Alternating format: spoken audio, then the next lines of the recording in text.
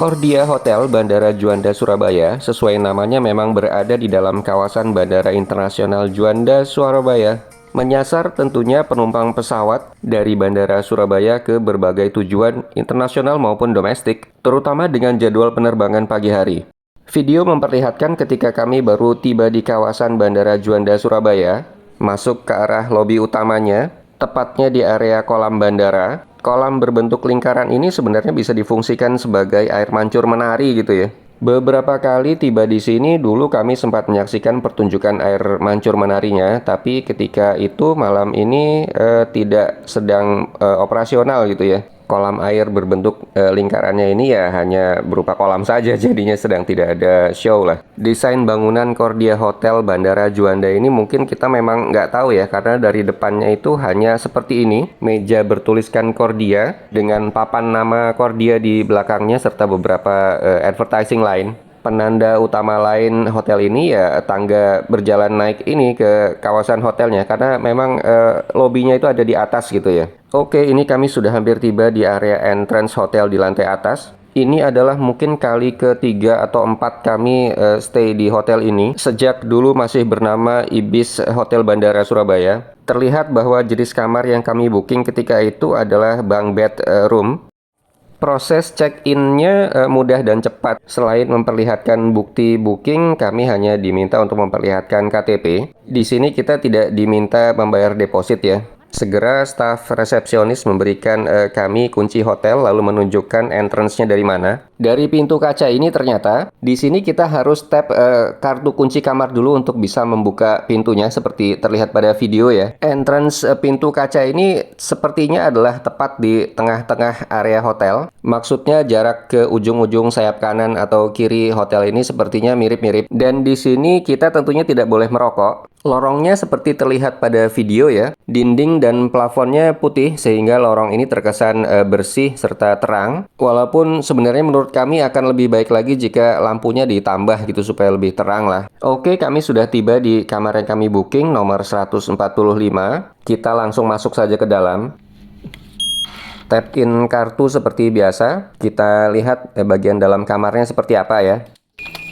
Dan sekilas masuk ke dalam ternyata kondisi kamar Kordia ini masih persis sama dengan dulu saat masih di bawah manajemennya Ibis Budget Hotel Bandara Surabaya. Atau ya kami nggak tahu pasti sih manajemennya berbeda atau tidak, tapi ya namanya dulu beda gitu ya. Oke, AC terlihat ada di atas pintu masuk, AC-nya dingin, tidak masalah. Ketika kami masuk, AC-nya sudah menyala, jadi kondisi di dalam kamar sudah sejuk. Terdapat cermin vertikal yang tinggi di tiang dekat wastafel, serta satu lagi cermin vertikal yang tinggi juga di sebelah kiri ruangan. Desain serba langsing ini sepertinya disengaja karena kamar di sini memang tidak terlalu luas. Tempat tidur susunnya terlihat ada di pojok kanan ruangan. Nanti kita lihat secara detail tempat tidurnya seperti apa ya. Toiletries standar, pasta gigi dan sikat gigi ada di sini. Sebuah sandal hotel juga terdapat di meja ini. Mejanya didesain menyatu dengan wastafel, jadi memang kompak. Kita bisa meminta tambahan pasta gigi atau sandal hotel ke resepsionis jika memang membutuhkan. Disediakan satu botol besar air mineral, tapi ini berbayar. Sedangkan 3 botol air mineral yang sudah gratis ternyata ada kecil banget botolnya. Padahal biasanya botol air mineral free di kamar hotel itu kan yang 650 ml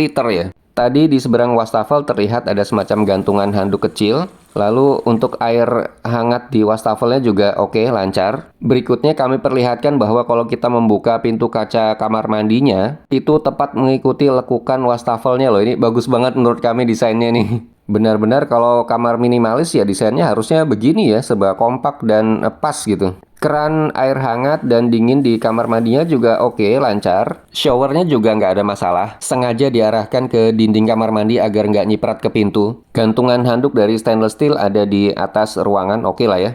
Dinding kacanya secara umum masih cukup bersih. Di sini ada lubang yang dulunya mungkin digunakan untuk mengaitkan suatu benda, tapi sekarang kosong. Lantainya mungkin terbuat dari fiber berwarna putih, oke ya, cukup bersih. Kalau dispenser sabunnya ada di sebelah kanan ruangan, dekat dengan posisi keran campuran air hangat dan dinginnya. Oke, sekali lagi kami tutup ini pintu kaca kamar mandinya. Seneng banget melihatnya pas gitu ya dengan lekukannya si wastafel. Klosetnya berada di ruang terpisah di sebelah kanan. Kita lihat ke dalam ya. Kloset duduk minimalis warna putih. berfungsi dengan baik, tidak ada masalah. Saat flushing juga lancar gitu, air buangannya tidak menggenang, tidak ada masalah lah pada prinsipnya. Tersedia tempat sampah di sini, dindingnya berwarna putih bersih, sedangkan exhaust ada di atap ruangan ya. Cukup konsisten di sini, tanda dilarang merokok ada di mana-mana. Disediakan pula semacam panduan untuk smart washer bagi klosetnya ya.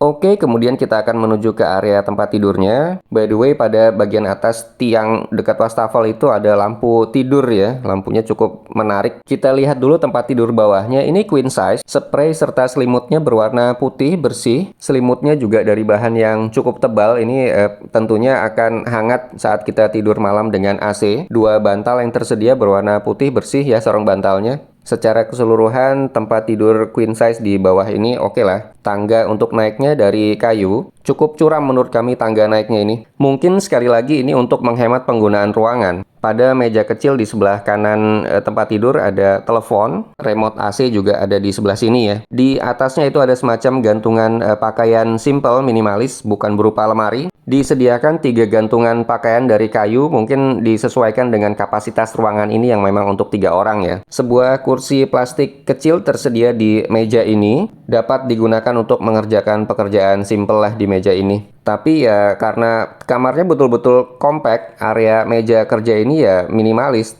terbatas gitu, jadi tidak bisa terlalu leluasa juga. Sementara lantai ruangannya terlihat motif kayu ya, warna coklat, cukup bersih lah. Di pojok kiri depan terdapat sebuah TV LED 32 inci, remote-nya juga tersedia di sini. Sementara di ujung ruangan terdapat sebuah jendela yang cukup besar. Tapi ini view-nya bukan ke runway, view-nya ke arah jalan di depan terminal bandara. Dari depan jendela kalau kita berputar itu langsung bisa menjangkau bantal di tempat tidur atasnya. Ini sekarang kami coba untuk berbaring di tempat tidur bagian bawah ya, queen size yang bawah ini. Matrasnya kalau kami rasakan cukup empuk, ya pas aja lah untuk kami. Ruangan di atas kepala memang terbatas. Ini kalau kita ulurkan tangan ke atas itu bisa menjangkau bagian bawah ranjang atasnya ya. Kalau untuk sekedar duduk di ranjang bawah ini masih bisa, tapi kalau berdiri ya nggak bisa, mentok kepalanya. Kami tunjukkan ranjang atasnya seperti apa, kita naik ke atas ya. Menurut kami sih naik ke atasnya agak kurang nyaman karena memang sudut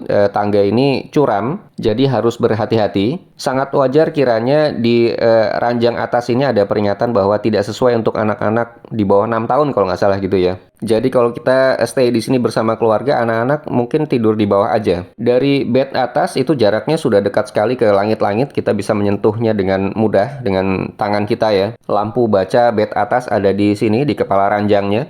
Kalau untuk spray atau sarung bantal di ranjang atas ini sih sama dengan yang di bawah. Berwarna putih, bersih, licin setrikaannya gitu ya. Experience berbaring di ranjang atas ini juga nyaman. Ini kami tunjukkan kalau kaki kita ke atas, diarahkan ke atas ya bisa menyentuh langit-langit. Jadi sekali lagi duduk di ranjang atas ini bisa, tapi ya nggak bisa berdiri terlalu tinggi gitu.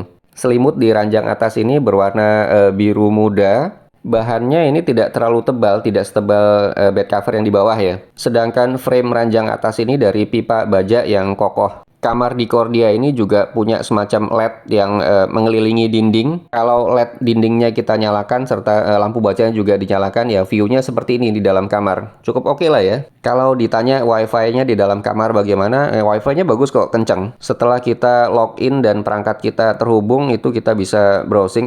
YouTube juga menurut experience kami nggak nge-lag ya, jadi lancar banget. Dan tentunya dari televisi di dalam kamar kita juga bisa memantau jadwal penerbangan yang akan kita naiki. Ini adalah beberapa koleksi foto lama kami memperlihatkan saat stay di Kordia saat masih bernama Ibis Bandara. Terlihat bahwa lorongnya sih sama ya, tapi karpetnya ternyata sudah diganti. Furnitur dan view dalam kamar juga sama persis, tetap dengan dekorasi warna hijau segarnya. Tapi dulu itu sekitar tahun 2016-2018 lah kami belum pernah booking kamar dengan bunk bed seperti yang kami review saat ini. View dari dalam kamar yang ke arah runway-nya seperti ini cukup menarik ya. Memperlihatkan aktivitas pesawat take off dan landing. Sedangkan user wifi dan passwordnya dulu masih dengan kode Ibis Budget seperti ini.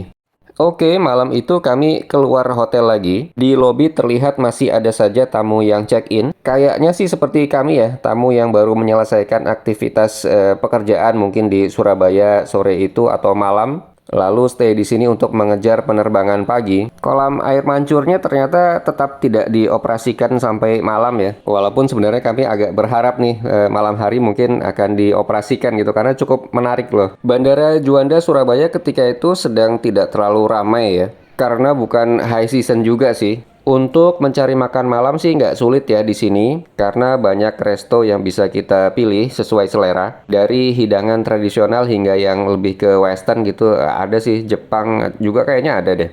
Mencari oleh-oleh juga bisa di kawasan bandara ini, tapi harganya relatif lebih mahal daripada jika kita sudah membeli sebelumnya di kota Surabayanya. Saran harga oleh-oleh terbaik ya tetap beli sebelum kita tiba di bandara sih. Kalau kita jalan terus ke depan arah timur lah ya, atau ya sebelah kiri dari layar monitor ini, kita akan tiba di terminal keberangkatan dan kedatangannya Garuda yang memang diposisikan di ujung timur terminal. Iya, at least untuk saat ini ya pengaturannya begitu, karena nantinya bagaimana layoutnya bisa diatur ulang sesuai dengan kebutuhan. Kalau menurut informasi teman kami yang memang domisili di Surabaya sih, Bandara Internasional Juanda Surabaya ini saat ini belum pernah mencapai kesibukan puncak seperti kondisinya sebelum COVID ya. Sekarang relatif masih lebih lengang dibanding dulu sebelum COVID. Mungkin karena aktivitas masyarakat juga masih terdampak ya. Diharapkan sih segera pulih kembali aktivitas kita semua. Oke, ini kami sudah tiba kembali di Kordia, masuk ke lobinya lagi. Setelah tadi kami sudah cari makan malam di luar di terminal bandara. Lagi-lagi kami jumpai ada tamu yang baru check-in. Di sebelah kiri lobi adalah area untuk sarapan. Sedangkan di depan itu di sebelah kanan lobi seperti ada function hall yang bisa dimanfaatkan oleh tamu. Oke, kami masuk ke dalam. Pintu kacanya sedang terbuka karena sepertinya sedang ada aktivitas pemeliharaan oleh staf hotel. Ini sudah masuk ke dalam kamar lagi. Jendelanya bisa ditutup ya dengan korden yang tersedia di sini. Setelah makan malam ketika itu kami akan siap-siap mandi lalu istirahat. Disediakan 3 buah handuk berwarna putih cukup bersih tapi bahannya tidak terlalu tebal ya di sini. 3 handuk ini karena memang kapasitasnya kan 3 orang ya.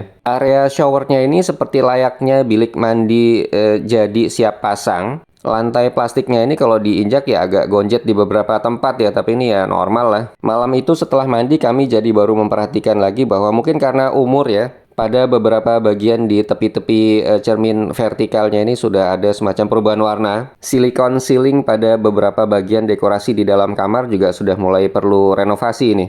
Oke, singkat cerita ini sudah esok paginya. View ke arah depan kamar hotel seperti ini. Jalan di depan terminal bandara Surabaya masih lengang ketika itu. Pukul 6 pagi lebih sedikit kami keluar kamar untuk sarapan. Jatah sarapan untuk kamar kami yang bunk bed 3 orang ini ya berarti 3 porsi lah ya. Kalau kami mau ambil 3-3-nya juga bisa. Area restorannya gelap saja seperti terlihat pada video. Karena memang tidak disediakan prasmanan ya, jadi kepada tamu ketika itu mungkin karena sedang off season gitu, jadi disediakan hanya nasi kotak saja seperti ini. Jadi tamu bisa mengambil kotak sarapannya, sedangkan pilihan minumannya hanya tersedia 2 opsi yaitu teh hangat atau kopi hangat. Gulanya ya tentunya kita tuang sendiri lah ya sesuai dengan selera. Kalau mau mengambil makanan lain yang sebenarnya tersedia pada showcase kantin ini ya berbayar lagi. By the way, beberapa kali menginap di hotel dekat bandara, pilihan menu sarapan dalam kotak yang bisa mudah di take away ini memang menjadi satu pilihan yang logis ya bagi tamu. Karena seringkali jadwal penerbangan tuh mengharuskan kita nanti makannya di dalam ruang tunggu hall keberangkatan gitu misalnya. Menu sarapannya juga umumnya simple ya, roti dan sejenisnya. Di Indonesia aja nih, karena kita memang penggemar nasi, jadi ya tetap nasi kotak gitu. Dan beginilah sarapan kami pagi itu di Kordia Hotel. Dibilang terlalu simple ya iya, rasanya gimana ya nasi kotak lah. Agak kurang sih kalau menurut kami. Ketika itu hanya kami yang sarapan di sini. Area restorannya simple aja ya, minimalis, tapi bisa menampung cukup banyak tamu. Jadi memang sepertinya aspek fungsional yang dikedepankan oleh Kordia. Jika kita stay di bunk bedroom Kordia, atau yang bisa kami sebut juga family room lah, sarapan di sini beserta keluarga ya masih cukup nyaman lah. Setelah selesai sarapan, kami segera kembali ke kamar untuk bersiap check out. By the way, ini kami tunjukkan peringatan dari hotel terkait dengan anjuran untuk berhati-hati saat tidur di ranjang atas. Disarankan anak-anak usia di bawah 6 tahun itu menggunakan ranjang yang di bawah saja untuk alasan keselamatan ya. Tapi kalau dari experience kami, tidur di ranjang atas itu juga nyaman. Safety juga karena rangkanya itu kan dari pipa baja yang kuat. Jadi sebenarnya so far so good sih. Terakhir mengenai opsi kamar apa saja yang tersedia di Kordia, berikut kami sampaikan. Secara keseluruhan, rating Agoda adalah 8,0 dari hampir 600 ulasan yang masuk. Bisa dilihat di sini bahwa luasan kamar di Kordia memang hanya 12 meter persegi. Kamar standar twin dengan harga 400 ribuan. Kamar yang sama standar twin tapi view runway itu lebih mahal sedikit ya, 412 ribuan. Kamar standar queen jadi satu double bed itu sama dengan standar twin yang tadi 395 ribuan. Begitu juga kamar standar queen tapi dengan view runway itu 412 ribuan. View runway-nya memang dijual ya di sini. Lalu untuk jenis kamar yang kami review kali ini, kamar standar queen dengan tempat tidur susun kapasitas 3 orang dijual dengan harga 450 ribuan. Jika include sarapan seperti bookingan kami maka 500 ribuan. Kemudian kami tunjukkan proses check out-nya secara umum cepat banget. Check out ya, Pak? Oh iya, baik. Ini untuk mineral Cleo yang besar diminum atau enggak? Enggak. Enggak ya, baik, bisa ditinggal. Ya, kasih. Terima kasih. Turun dari area Hotel Kordia, kita bisa langsung masuk ke terminal keberangkatan. Jadi memang praktis banget ya. Oke, demikian secara keseluruhan experience kami stay di Hotel Kordia Bandara Surabaya. Kamar standar dengan ranjang susun cocok untuk keluarga. Secara keseluruhan hotel bintang 2 ini nyaman. Faktor sarapannya memang agak kurang, tetapi memang terkompensasi dengan kepraktisan bahwa kita sudah menginap di area bandara dan tidak ada kekhawatiran terlambat gitu ya. Oke, that's all for now. Goodbye.